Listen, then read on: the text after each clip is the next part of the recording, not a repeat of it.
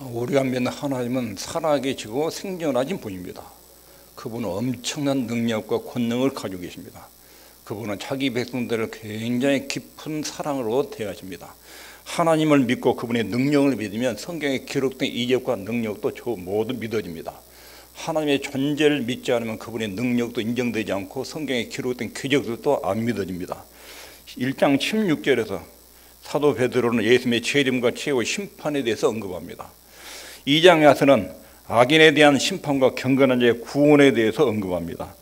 심판을 반대하는 거짓 교사들이 교회에 파고 들어왔다. 이것도 함께 경고를 합니다. 그리고 나서 3장에서 예수님의 재림 신앙을 조롱하는 사람들이 나타날 것이다. 예고하고 알려줍니다. 주의 강림하신다는 약속이 어디 있느냐. 이 말은 예수님의 재림 교리를 무시하고 멸시하는 사람들이 등장한다 하는 것을 알려줍니다. 예수님의 재림 교리가 환난과 핍박을 당하는 성도들에게 큰 위로가 됩니다. 거짓 교사들이나 다른 사람들이 와서 예수님의 재림 교리를 비난하고 조롱하고 비웃는 일들이 일어날 것이다. 이것을 예언합니다.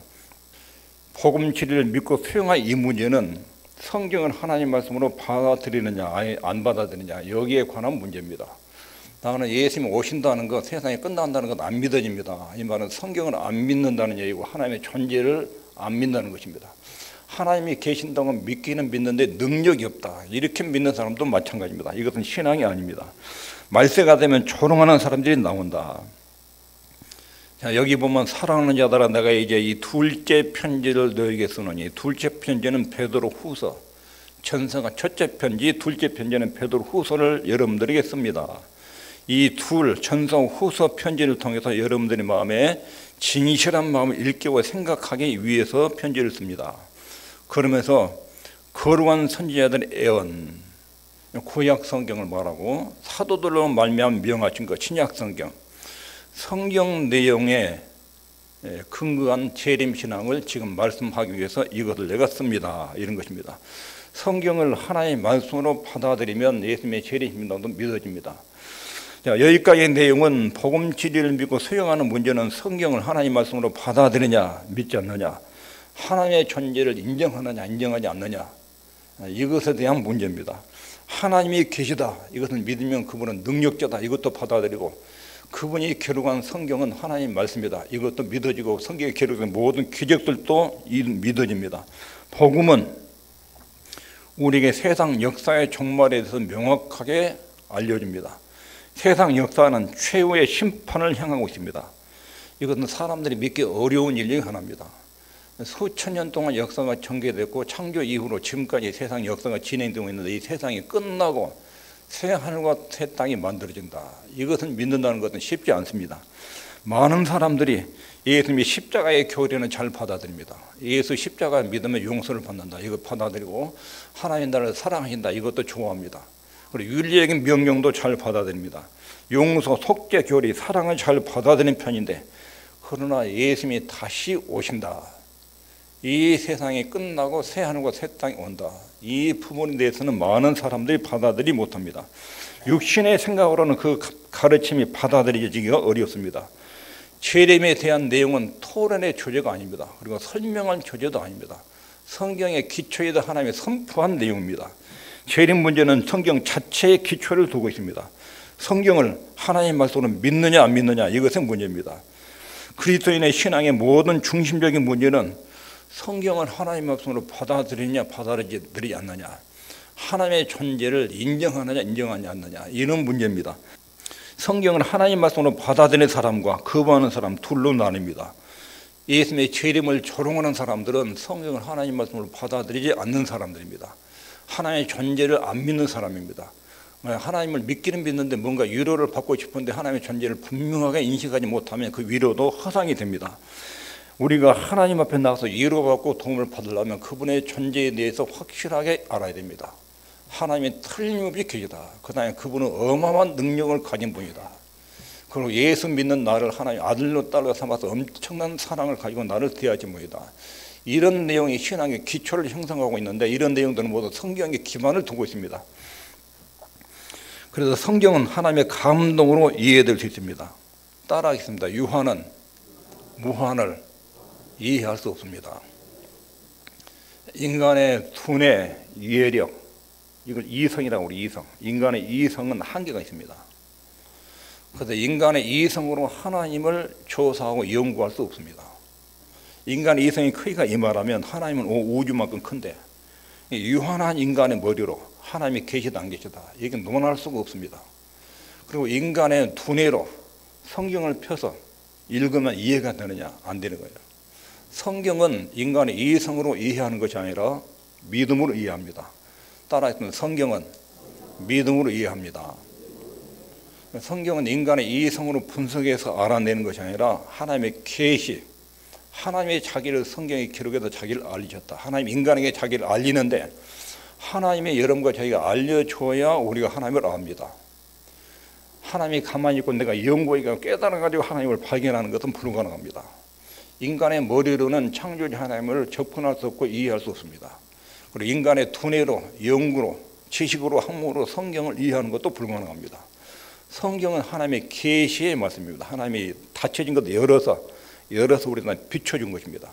사람들이 하나님을 알게 되는 것은 하나님 자신을 인간에게 계시를 해줘야, 나한테 찾아가서 알려줘야 하나님을 알게 됩니다. 하나님의 말씀은 계시이기 때문에 이성으로, 머리로 이해해서 안 됩니다. 하나님 존재나 성경은 머리로 이해된 것이 아닙니다.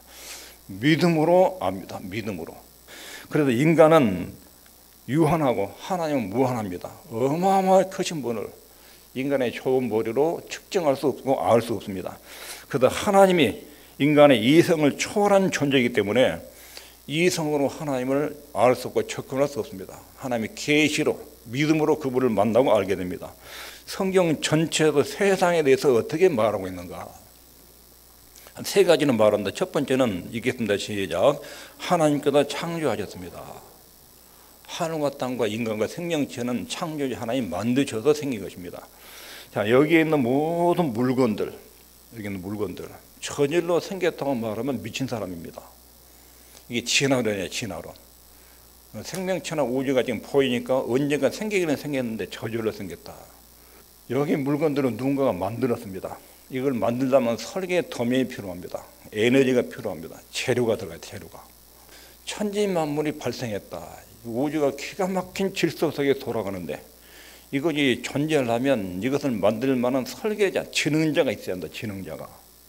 우연히 만들었다고 말하면 말이 안 되는 거예요. 우주가 얼마나 정교한데, 인간의 생명체가 얼마나 존재한데, 우리 몸속에 있는 핏줄만 해서 10만 킬로란다. 10만 킬로. 의사들이 하는 말 10만 킬로. 그것이 혈액이 돌면서 우리 몸이 생명이 유지되는 거예요. 너무도 정교해요. 하나님의 능력은 굉장히 웅장하면서도 굉장히 정교해요. 창조주가 아니면 세상 창조를 이해할 수 없어요. 하나님의 무에서 유를 만들어서 아무것도 없는 데서 만드십니다. 만드셔서 세상에 발생했고 생명체가 유대고 돌아가고 있는 것입니다. 두 번째 말한 것은 그 세상은 타락하고 심판을 받았다. 아담과 하와가 죄 없이 만들어졌는데 하나님께 대한 반역, 반란을 일으켰다. 사단과 합세해서 전능하신 하나님을 왕으로 모시고 섬기는 것을 반역한 거예요. 하나님을 왕으로 섬기는 것을 거부한 거예요. 창조주 하나님을 창조주 하나님으로 받아들이기를 거부한 거예요. 이게 타락입니다. 그 타락에 대한 심판이 있었다 하는 것이 구약 성경에 수없이 말합니다. 첫 번째 베드로 사도가 예를 드는 것은 노아 홍수입니다. 노아 홍수 때 하나님이 세상을 심판하셨다. 그리고 소돔과 고모라도 하나님이 죄악에 심판했다. 성경은 초자연적이고 기적적인 내용들이 기록되어 있는데 이런 내용이 세상에 대해서 하나님은 세상은 타락했고 심판을 받았다. 세 번째, 예수님이 하나님이 세상에 대해서 말하는 거, 예수님의 재림에 대해서 조롱한다. 세상의 세력은 예수님의 부활과 재림을 조롱하고 비웃는다는 것입니다. 먼저 이것을 알지니 말세에 기롱하는 자들이 와서 이 기롱한단 말이 조롱하고 비웃는다. 조롱하고 비웃는 사람들이 말하기를 자기 정욕을 조차 행하며 기롱하게 가로되, 자기 정욕이라는 것은 자기 욕망을 따라 사는 사람들, 하나님의 말씀의 인도를 따라 사는 사람이 아니라 자기 욕망에 따라 사는 사람들이 예수님의 재림을 조롱하고 비웃는다 하는 말이, 주의 강림하신다는 약속이 어디 있느냐. 예수님이 재림한다며 하늘이 창조된 때부터 지금까지 세상이 그대로인데 뭔 재림이요, 무슨 새하늘과 새 땅이요. 조상들이 수천 년 전부터 지금까지 창조할 때부터 세상이 그냥 있는데 무슨 세상이 없어지고 새 하늘과 새 땅이 온다는 것이냐, 이렇게 조롱하는 사람들이 많이 일어난다는 것입니다.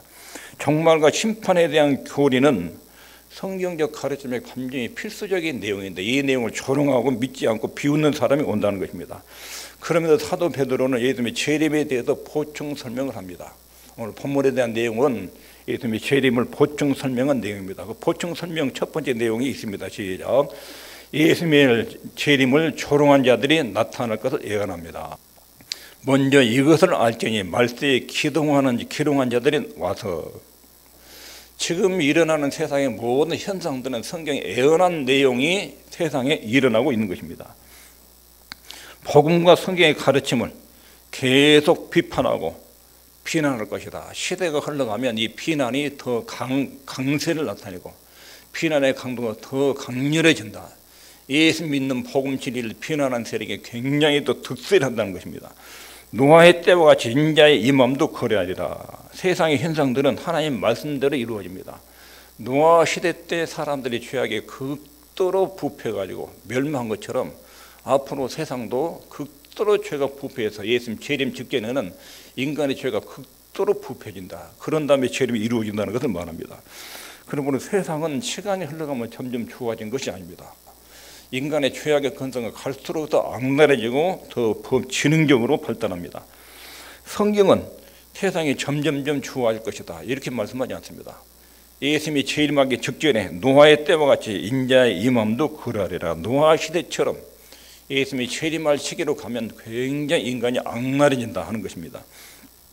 복음은 말세가 될수록 위험한 일이 닥쳐올 것이고 교회와 신앙을 굉장히 조롱하는 세력들이 특세할 것이다 이렇게 예고를 했습니다. 그런 일이 있더라도 충격받지 말라는 거예요. 성경에 예언한 대로 세상의 부패와 타락이 이루어지고 있기 때문에 세상의 악랄한 부패와 범죄들과 각종 중독들 현상들과 인간의 도둑질과 탐욕들 이런 것이 더 앞으로 가면 좋아질 것이다 이렇게 기대하지 말라는 거예요. 인간의 부패와 악랄함을 볼 때 성경에 예언된 대로 지어내지 세상이 지금 돌아가고 있구나 이렇게 보라는 거예요. 그 다음에 두 번째는 재림 있기 전에 무서운 배교가 있을 것이다. 시간이 갈수록 예수 믿는 것이 어려워진다는 거예요. 하나님께로 돌이키는 사람들이 드물어진다는 것입니다. 인자가 올 때 세상에서 믿음을 보겠느냐. 인자가 올 때 예수님 재림할 때 더 이상 예수 믿을 사람이 없을 때 그때 재림합니다. 마지막 한 사람 그 사람이 예수님께 딱 돌아오고 그 다음에는 더 이상 예수 믿을 사람이 안 발생 안 할 때 그때 예수님이 재림합니다. 그러니까 갈수록 하나님의 복음에 대해서 굉장한 그 복음과 반발을 일으키는 세상이 된다 하고 이렇게 예언합니다. 복음을 비웃는 자들이 가득 차게 된다. 마태복음 24장에서도 인자가 올 때쯤 되면 세상에 굉장히 사랑이 식어지고 분열이 일어나고 많은 범죄가 극성을 부릴 것을 말합니다.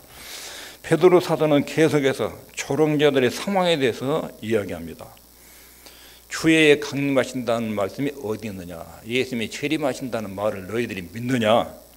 만물이 처음과 같이 그냥 있다. 그런데 무슨 재림 교리가 맞다고 새하늘과 새 땅이 이루어진다고 그런 쓸데없는 말을 하느냐. 그건 정신나간 소리다. 이런 사람들이 많아진다는 것입니다.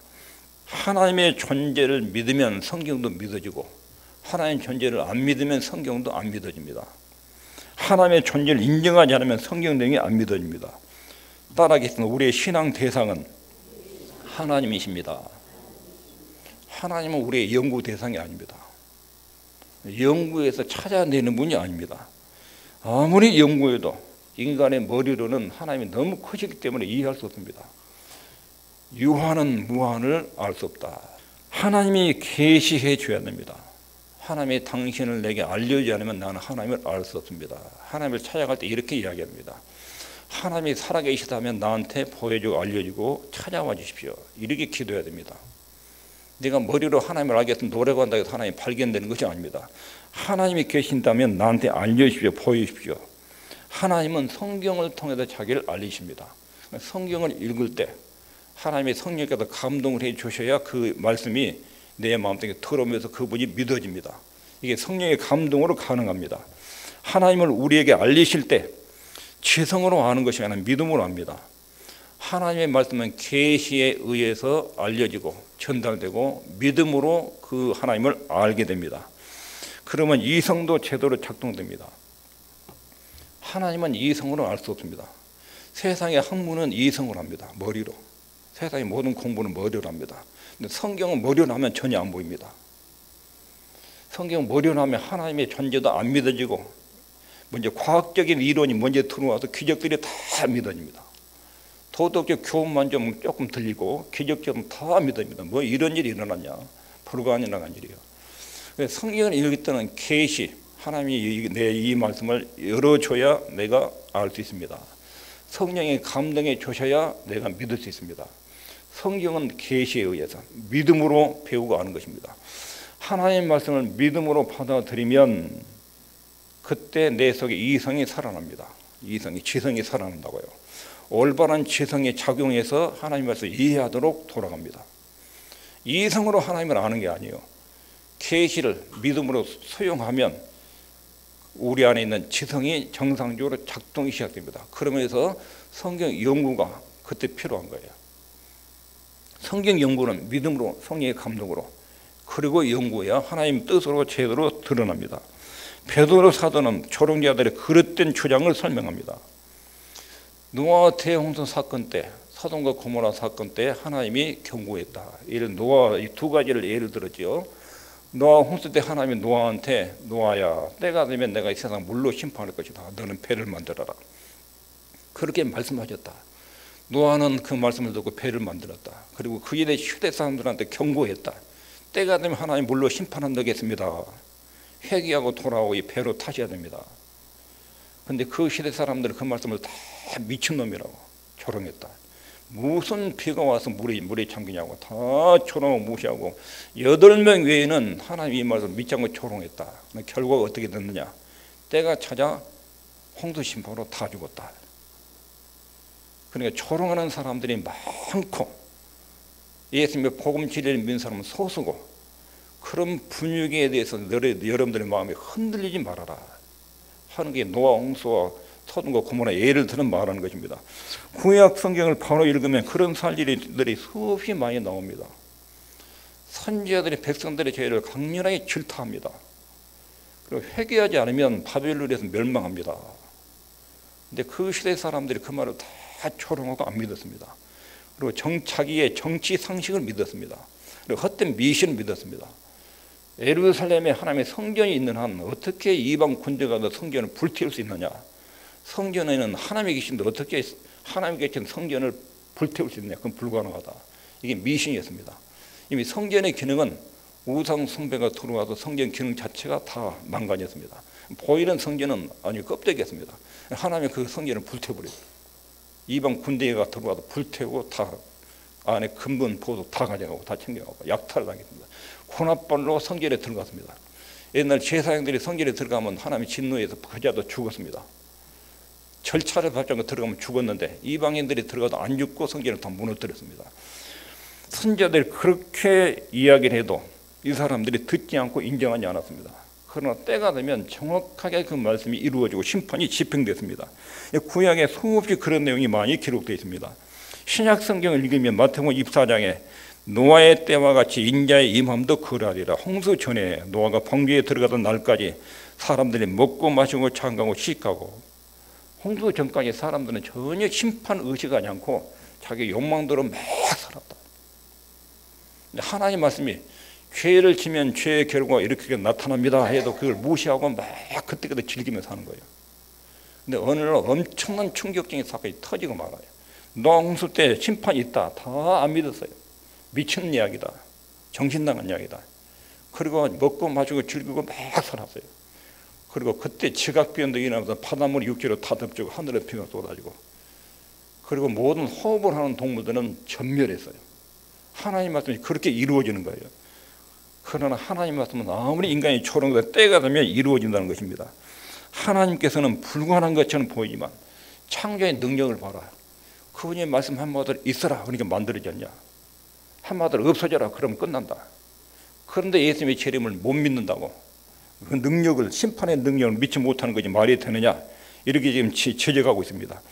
우주 배후에 하나님이 계십니다.